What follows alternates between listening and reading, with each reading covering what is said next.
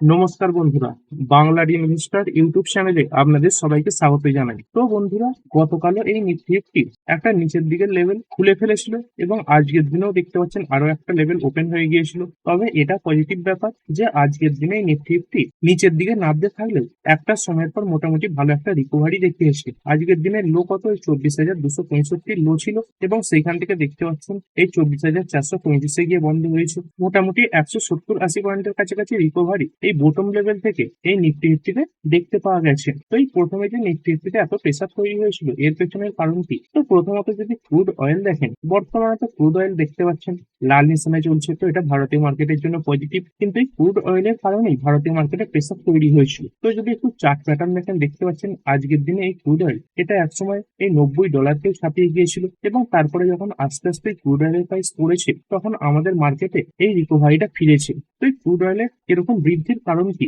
প্রথমত দেখতে পাচ্ছেন কিছু রিপোর্ট সামনে আসছে যেখানে এটাই সাজেস্ট করা হচ্ছে যতদিন না ডোনাল্ড ট্রাম্প এই প্রেসিডেন্ট পদ থেকে সরছেন, ততদিন পর্যন্ত এই ইরান তারা এই যুদ্ধ চালিয়ে যেতে পারে। মানে 2028 পর্যন্ত কথা বলা হচ্ছে, মানে যুদ্ধটা দীর্ঘস্থায়ী হতে পারে। এবং বর্তমানে আমেরিকা এই যে অ্যাটাকটা কমিয়েছে, তার পেছনে অন্যতম কারণ কি? দেখতে পাচ্ছেন Pentagon argues faster US weapon production and stockpile concerns, মানে এই আমেরিকার কাছে অস্ত্রশস্ত্রের যে মজুদ সেটা অনেক কমে গেছে। তো এই কারণের জন্যই তারা বর্তমানে এই যুদ্ধ থেকে কিছুটা পিছিয়ে রয়েছে। এবং যেহেতু দেখতে পাচ্ছেন আরো বেশি করে এই ওয়েপন তৈরির জন্য বলা হচ্ছে, তো এরকমটাই মনে করা হচ্ছে এই যুদ্ধ পরিস্থিতি আরো বেশি বাড়তে পারে। এবং সব থেকে নেগেটিভ যে খবরটার কারণে আজকে মার্কেটে ইম্প্যাক্ট পড়ছে সেটা কি? সেটা দেখতে পাচ্ছেন এই ইরান ব্যাগ যে হুতিস এই যে গোষ্ঠীটা রয়েছে, তাদের রেড সি যে কমার্শিয়াল ভেসেল যাচ্ছিল সেখানে অ্যাটাক করেছে। যেই অ্যাটাকে দেখতে পাচ্ছেন 3জন পাকিস্তানের মৃত্যু হয়েছে এবং একজন ইনজিওরও হয়েছেন। তো পরবর্তীকালে এই যে মৃত্যুর সংখ্যা সেটা আরো বেড়েছে। মোটামুটি দেখতে পাচ্ছেন এখনো পর্যন্ত এই মৃত্যুর সংখ্যা এটা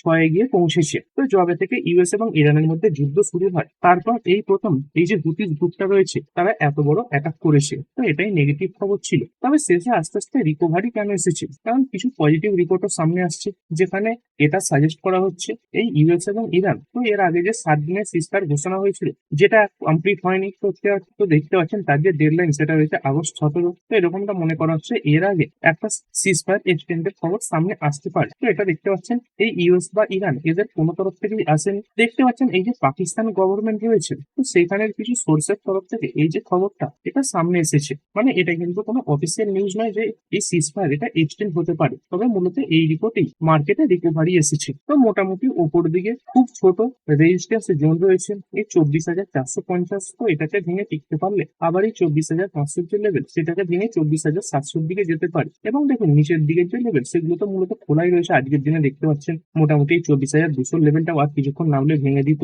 তো মূলত নিচের দিকে 24,200 এটাই এখন সাপোর্ট লেভেল হিসাবে কাজ করবে। আর এই নিফটির পাশাপাশি বিএসসি সেন্সেক্স এখানেও সেম প্যাটার্ন দেখতে পাচ্ছেন, পড়ে গিয়েছিল, তারপরে 12টা 12:30টার পর থেকে রিকভারি আসে এবং এখানে আজকে টোটাল 127 পয়েন্ট পতন দেখতে পাওয়া গেছে। তবে বিএসসি সেন্সেক্স নিফটি এগুলো পড়লেও এই যে নিফটি ব্যাংক রয়েছে এখানে কিন্তু ভালো তেজি ছিল। মূলত সরকারি যে ব্যাংকিং কোম্পানিগুলো রয়েছে সেইগুলো আজকের দিনে ভালো পারফর্ম করে দিয়েছিল। এইখানে 0.1%-এর কাছাকাছি তেজি দেখা গেছে। এরপরে অন্যান্য ইন্ডাইসিস গুলো দেখে নেবো। Nifty next 50 0.13% up, financial service 0.02% down, mid cap select কিছুটা পজিটিভ। এরপরে নিফটি 100, 200, 500 এগুলো দেখতে পাচ্ছেন একদম ফ্ল্যাটিশ টাইপের বন্ধ হয়েছে, তবে কিছুটা লাল নিশানি দেখতে পাওয়া যাচ্ছে। মিড ক্যাপ 50, মিড ক্যাপ 100 এইগুলোতে কিছুটা কিছুটা তেজি ছিল। এবং এই স্মল ক্যাপ এখানে পতন ছিল। স্মল ক্যাপ 100 0.18% পড়া এবং এই স্মল ক্যাপ 50টা 0.29% পড়েছে। মূলত একটা মিক্স রিয়াকশন এই ইন্ডাইসিস ওয়াইজও আজকের দিনে দেখতে পাওয়া গেছে। এবং ওভারঅল মার্কেট ব্রেক আজকের দিনে কেমন ছিল? ওভারঅল মার্কেট ব্রেকটাও আজকের দিনে কিছুটা নেগেটিভই ছিল।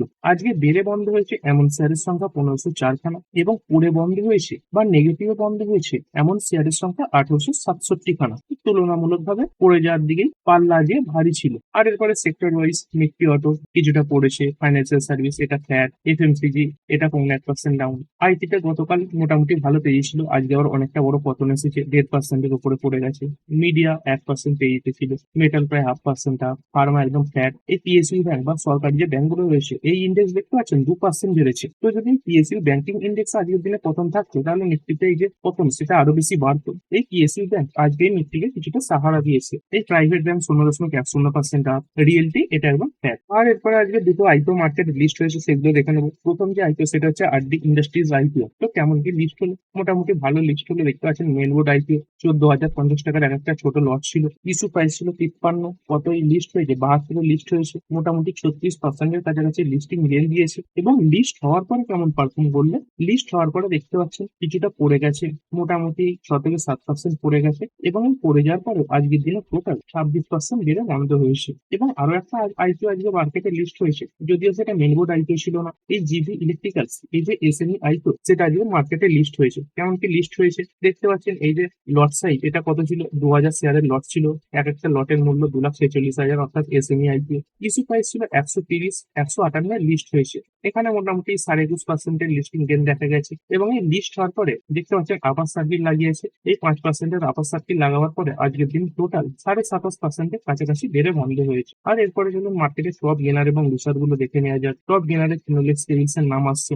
গতকালও ভালো তেজি ছিল, আজকেও তেজি এসেছে। মোটামুটি এর যে ভ্যালুয়েশন, এগুলো অনেকটা সস্তা হয়ে গেছে তুলনামূলকভাবে। তার সঙ্গে সঙ্গে ন্যাশনাল অ্যালুমিনিয়াম বা ন্যালকো 8% কাছাকাছি আপ। আপার ইন্ডাস্ট্রিজ এটা বেড়েছে 8.67%। তারপরে জি এন্টারটেনমেন্ট বা জিল, এটাও 7% উপরে বাড়া। তারপরে পাঞ্জাব ন্যাশনাল ব্যাংক, এটা 4.25%। এবং এই বেলরেজ ইন্ডাস্ট্রি, এটাও 3% উপরে বেড়ে বন্ধ হয়েছে। আর পূর্ণকোটি শেয়ার গুলো, পড়া শেয়ারের মধ্যে অনেক কোম্পানির নাম ছিল। প্রথমত যে কোম্পানি সেটা হচ্ছে গোদরেজ গ্রুপের কোম্পানি গোদরেজ কনজিউমার প্রোডাক্টস বা গোদরেজ সিটি। দেখতে পাচ্ছি সরাসরি 11% উপরে পড়ে গেছে। কি কারণ ছিল এত বড় পড়ার পেছনে? মূলত এই এফএমসিজি টাইপের কোম্পানিগুলোতে এত বড় পতন সচরাচর আসে না। তো এই পড়ে যাওয়ার পেছনে অন্যতম যে কারণ সেটা কি দেখতে পাচ্ছেন, এই কোম্পানির সিইও তিনি হঠাৎ করে এই কোম্পানি থেকে এক্সিট নিয়ে নিয়েছেন। এবং তারই সঙ্গে সঙ্গে বিভিন্ন ব্রোকার ডাউনগ্রেডও করে দিয়েছে। এই যে এইচএসবিসি রয়েছে, তারা ডাউনগ্রেড করে দিয়েছে। তো মূলত এই সিইও এনার এই হঠাৎ এক্সিটে এই শেয়ারে এত বড় পতন এসেছে। তো এই সিইও সুধীর সেনাপতি তিনি এই সিইও পদ থেকে সরে দাঁড়ালেন। তবে সরে দাঁড়ানোর সময় তিনি কিছু খারাপ কথা বলেননি। তিনি এটাই বলেছেন, অন্যান্য এফএমসিজি কোম্পানিগুলো 8%-এর কাছাকাছি রিটার্ন দিলেও তিনি এই কোম্পানিতে থাকাকালীন 10%-এর রিটার্ন তৈরি করে দিয়েছেন। এবং দেখতে পাচ্ছেন 6 বছর পরে এই প্রথম এই কোম্পানিটা এত খারাপ পারফরমেন্স দেখালো। তাই সীতাপতি এনার রেজিগনেশনের পরে দেখতে পাচ্ছেন এই যে পদ সেটা কিন্তু খালি নেই। তো এই কোম্পানি এই আসিফ মালবারি এনার নাম সিইও হিসেবে সামনে রেখে দিয়েছে। আর এরকম বড় বড় গ্রুপগুলোতে এই যে সিইও রেজিগনেশন দিচ্ছেন, এটা খুব একটা বড় নেগেটিভ জিনিস নয়। তবে এই যে হঠাৎ রেজিগনেশন দিয়েছেন, এটাই কিছুটা নেগেটিভ ইম্প্যাক্ট ফেলেছে। তবে সঙ্গে সঙ্গে দেখতে পাচ্ছেন নতুন সিইওর নাম সামনে চলে এসেছে। তারপরে জুবিল্যান্ট ফার্মোভা 8.60% ডাউন হয়েছে। তারপরে কোম্পানি টিআই ইন্ডাস্ট্রিজ 9.18% পড়লো। টেকনো ইলেকট্রিক এটাও 7%-এর কাছাকাছি পড়া। তারপরে আরএইচআই ন্যানোস এটা 7.20% ডাউন হয়েছে। বলরামপুর চিনি মিলস এটা 4%-এর উপরে পড়লো। আর এরপরে টাটা গ্রুপ, এইখানে হঠাৎ করে বড় একটা নেগেটিভ খবর এসে গেছে। এবং যার কারণে আজকে যদি দেখেন টাটা গ্রুপের বেশিরভাগ স্টকে পতন এসেছে। প্রথমে চলুন কি সেই খবর সেটা দেখে নিয়ে যান। তো এই ব্যক্তিকে অনেকেই চেনেন, এন চন্দ্রশেখরন জি। তো দেখতে পাচ্ছেন ইনি টাটা সন্স মানে টাটা গ্রুপের যে প্রেজেন্ট কোম্পানি রয়েছে তার চেয়ারম্যান পদে ছিলেন এই এন চন্দ্রশেখরন। তিনি দেখতে পাচ্ছেন এই স্টেপ ডাউন করতে চলেছে। তার মানে তিনি কিন্তু এই পদ থেকে এখন বেরিয়ে যাননি। দেখতে পাচ্ছেন উদনাথ সিক রিঅ্যাপয়েন্টমেন্ট। তো এনার যখন টার্ম শেষ হয়ে যাবে তারপরে ইনি আর পুনরায় নিযুক্ত হবেন না এই কোম্পানিতে, এরকম খবরই সামনে এসেছে। এই টাটা গ্রুপে তিনি 40 বছর কাজ করলেন। তো এনার টার্ম কবে শেষ হয়? এই 2027 ফেব্রুয়ারিতে শেষ হয়ে যাচ্ছে। তো তারপরে নতুন চেয়ারম্যানের নাম সামনে আসবে। তো এমনও হতে পারে টাটা গ্রুপ একদিন দুদিনের মধ্যেই চেয়ারম্যানের নাম সামনে রেখে দিল। তো ইনি যে আর নতুন করে এই কোম্পানির চেয়ারম্যান পদে বসবেন না, এই কারণে কিন্তু কোম্পানির শেয়ার আগে কিছুটা পতন এসেছে। তো এর পেছনে মূল কারণ কি যে তিনি আর এই কোম্পানিতে থাকতে চাইছেন না। এইখানে দেখতে পাচ্ছেন এই 2027 20 ফেব্রুয়ারি তার যে টার্ম সেটা শেষ হয়ে যাচ্ছে। তারপরে তিনি এই চেয়ারম্যান পদ থেকে সরে দাঁড়াবেন এবং এই পদে যোগ দেবেন না। এই 8ই আগস্ট কোম্পানির এজিএম রয়েছে টাটা গ্রুপের। তো তারই আগে 12ই আগস্ট আগে তিনি এই ঘোষণা করে দিলেন। তবে যতদিন তার মেয়াদ রয়েছে ততদিন তিনি এই কোম্পানির চেয়ারম্যান পদেই কিন্তু থাকছেন। এবং তিনি কোম্পানিকে কি জানিয়েছেন, পরবর্তী যে চেয়ারম্যান হবেন তো তাকে খোঁজার জন্য তিনি অনুরোধও জানিয়েছেন। দেখতে পাচ্ছেন তো প্রধান কারণ কি দেখতে পাচ্ছেন, টাটা ট্রাস্টের যে প্রধান শেয়ার হোল্ডাররা রয়েছে তারা এনাকে আরো 5 বছর রাখতে চাইছিলেন। কিন্তু এই 2026 সালের 24 ফেব্রুয়ারিটা বোর্ড মিটিং হয়েছিল, সেখানে একজন সদস্য এর বিরোধিতা করেছিলেন। তো বোর্ডের সবার যে মতামত সেটা এক না হওয়ার কারণে তিনি সরে দাঁড়াচ্ছেন। তারই সঙ্গে সঙ্গে নোয়েল টাটার সঙ্গে কিছু মতবিরোধ হয়েছিল। দেখতে পাচ্ছেন এই টাটা ট্রাস্টের যিনি চেয়ারম্যান রয়েছেন নোয়েল টাটা, তার সাথে কিছু কৌশলগত বিষয়ে তার দূরত্ব তৈরি হয়েছিল। এবং এর মধ্যে একটা মূল কারণ ছিল কি দেখতে পাচ্ছেন এই টাটা সন্সের শেয়ার বাজারের তালিকাভুক্তি, এটা একটা মূল কারণ। এবং তারই এর সঙ্গে সঙ্গে এই নোয়েল টাটার যিনি ছেলে এই নেভিল টাটা এনাকে এই কর্পোরেট দায়িত্বে আনা নিয়ে দুই পক্ষের মধ্যে মতভেদ ছিল এবং তারই সঙ্গে সঙ্গে 2025 সালে কিছু শর্ত আরোপ করা হয়েছিল যে এই শর্তগুলো মেনে চললে তার মেয়াদ বাড়িয়ে দেওয়া হবে। কি কি শর্ত ছিল দেখতে পাচ্ছেন। অন্যতম যে শর্ত তার মধ্যে একটা ছিল হোল্ডিং কোম্পানিকে শেয়ার বাজারে তালিকাভুক্ত না করা এবং সাপুরজি পালনজি গ্রুপের সাথে থাকা শেয়ার সংক্রান্ত দীর্ঘদিনের বিরোধ মেটানো। তো এই সব কিছু সমস্যা মেটেনি এবং এই কারণের জন্য তিনি আর নতুন ভাবে এই পদে যোগ দেবেন না বলে দিয়েছেন এবং এই কারণে যদি দেখেন টাটা গ্রুপের আজকে বেশিরভাগ শেয়ারে পতন এসেছে। তো টাটা গ্রুপের কিছু চেনা শেয়ার বাদ দিয়ে অন্যান্য শেয়ার রয়েছে, যেমন এই আটসন লিমিটেড দেখতে পাচ্ছেন এখানে পতন। তারপরে অ্যাসাল রয়েছে 1.1% পড়েছে। তারপর বেনারস হোটেলস এটাও কিছুটা ডাউন। ইন্ডিয়ান হোটেল ফ্ল্যাট বন্ধ হয়েছে।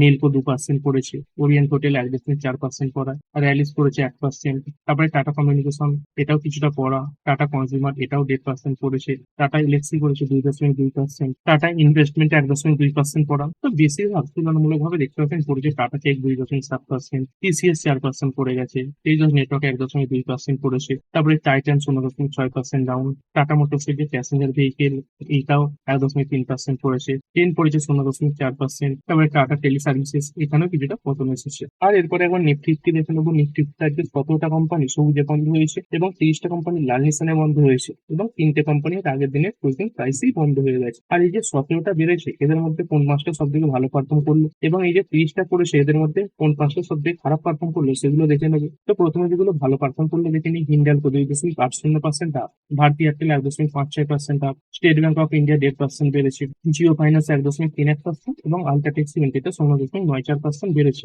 আর পড়লো কোন শেয়ার গুলো পড়ার মধ্যে দেখতে পাচ্ছেন টিসিএস রয়েছে 3.93% পড়েছে, Maxim 3.13%, Apollo hospital 2.5%, Mahindra and Mahindra 1.63% এবং টাটা কনজিউমার 1.49% পড়ে বন্ধ হয়েছে। আর এরপরে গ্লোবাল মার্কেট একবার দেখবো গ্লোবাল মার্কেট কেমন কি পারফর্ম করছে। তো সেরকম বড় কোনো মুভমেন্ট নেই। এই ড্যাক্স ফ্যাট দেখতে পাচ্ছেন ফুটসি 100 সামান্য লাল, ক্যাট 40.5% ডাউন এবং ইউরো স্টক 0.14% পড়েছে। এবং এশিয়ান মার্কেট গুলোতে কেমন কি পারফরমেন্স ছিল এই জাপানের মার্কেট দেখতে পাচ্ছেন 0.18% বাড়া, সাংহাই এটাও কিছুটা পজিটিভ। তারপরে এই হ্যানসেন এটা আবার কিছুটা লাল 0.18% এবং কোসপি মার্কেটে 3.6% তেজি ছিল। আর আমেরিকান মার্কেটের ফিউচার্স গুলো কেমন কি ট্রেড করছে। ডাউ জোন্সের যে ফিউচার্স এখানে এই মুহূর্তে সামান্য সবুজ চিহ্ন দেখতে পাওয়া যাচ্ছে এবং নাসডাকের যে ফিউচার্স এখানে 1%-এর উপরে তেজি দেখতে পাওয়া যাচ্ছে। আর আমাদের ভারতীয় মার্কেটে যদি আজকে কোয়ার্টার ওয়ান রেজাল্টের ব্যাপারে কথা বলি, অনেক বড় বড় কোম্পানি তাদের নাম্বার টেস্ট করতে চলেছে। কিছু কোম্পানি দেখে নেবো, যেমন টাটা মোটরস এর নাম সামনে আসছে আজকের রেজাল্ট। তারপরে আইআরসিটিসি, তারপরে হেল রয়েছে, অ্যাবট ইন্ডিয়া রয়েছে, গ্রাসিম ইন্ডাস্ট্রি রয়েছে, অ্যাপোলো হসপিটাল এন্টারপ্রাইজেস রয়েছে, তারপরে পাইপ কোম্পানি অ্যাস্ট্রাল রয়েছে, পেট্রোনেট এলএনজি রয়েছে, সান টিভি নেটওয়ার্ক, জিএমআর এয়ারপোর্ট, এরকম প্রায় 545-এরও বেশি কোম্পানি তাদের নাম্বার আজকের দিনে টেস্ট করবে। তো ঠিক আছে বন্ধুরা, আশা করছি ভিডিওটা আপনাদের ভালো লেগেছে। আপনি চাইলে এটাকে লাইক এবং শেয়ার করতে পারেন। আর শেয়ার মার্কেট সংক্রান্ত ডেইলি নিউজ আপডেট পেতে চ্যানেলটা সাবস্ক্রাইব করে রাখবেন এবং পাশে থাকা বেল আইকনটি টিপে অল অবশ্যই সিলেক্ট করে রাখবেন, যাতে পরবর্তী ভিডিওর নোটিফিকেশন আপনার কাছে সময় মতো পৌঁছে যায়। আর হ্যাঁ, ভিডিওটি শুধুমাত্র ইনফরমেশন এবং এডুকেশনাল পারপাসের জন্য বানানো হয়েছে। আমি সেবি রেজিস্টার্ড নই, তাই কোনো প্রকার শেয়ারে কোনো প্রকার বাই, সেল, হোল্ড বা অ্যাভারেজ করার কোনো সিদ্ধান্ত নেওয়ার আগে আপনার যে ফাইন্যান্সিয়াল অ্যাডভাইজার আছে তার সঙ্গে অবশ্যই আলোচনা করবেন। দেখা হচ্ছে পরের ভিডিওতে। ধন্যবাদ।